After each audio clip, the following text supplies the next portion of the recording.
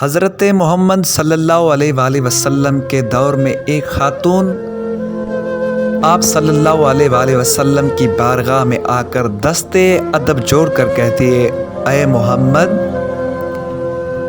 میرے شوہر کچھ تجارت کے حوالے سے باہر چلے گئے ہیں اور میرے باپ کی اس وقت بالکل طبیعت ناساز ہے، کیا میں اپنے شوہر کی اجازت کے بغیر اپنے بوڑھے باپ کے پاس جا سکتی ہوں؟ حضرت محمد مصطفیٰ صلی اللہ علیہ وآلہ وسلم نے کہا، اے عورت، میری شریعت اجازت نہیں دیتی کہ آپ بغیر شوہر کی اجازت کے اپنے باپ کے پاس جائیں، آگے آپ کی خود کی مرضی ہے۔ وہ عورت اٹھی، اپنے گھر چلی گئی۔ کچھ ہی عرصے کے بعد ان کو پتہ لگا کہ ان کا باپ اس فانی دنیا سے چلا گیا۔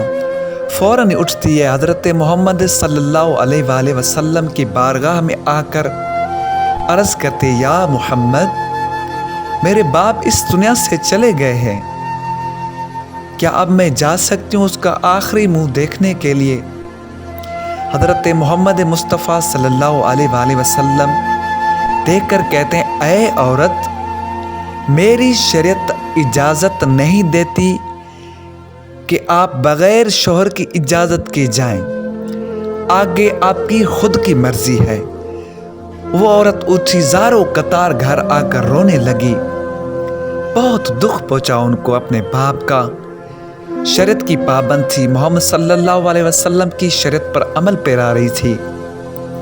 کچھ ہی دنوں کے بعد ان کا شوہر واپس آیا۔ اس نے اجازت لے کر اپنے باپ کی قبر پر گئی، خوب رو رو کر دعائیں مانگی اور قرآن شریف کی تلاوت بہت کی۔ واپس گھر لوٹ آئی۔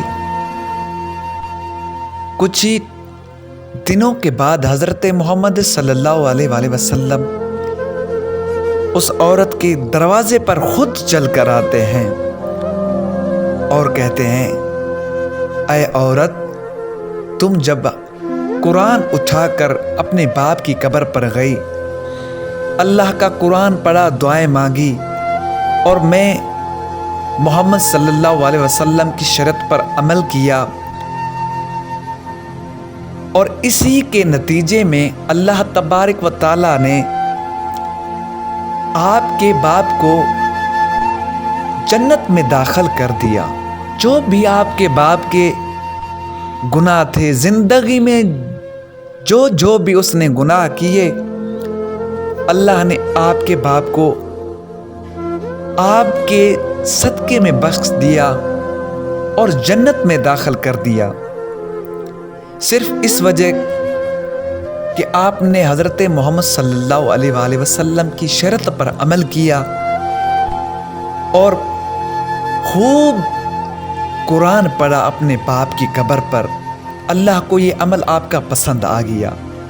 تو میرے پیارے بھائیوں، حضرت محمد مصطفیٰ صلی اللہ علیہ وآلہ وسلم کی شریعت پر عمل کریں، اپنی آخرت سنواریں اور اپنے بچوں کو یہ تعلیم دیں تاکہ ان کی بھی آخرت سنور سکے۔ والسلام علیکم ورحمۃ اللہ وبرکاتہ۔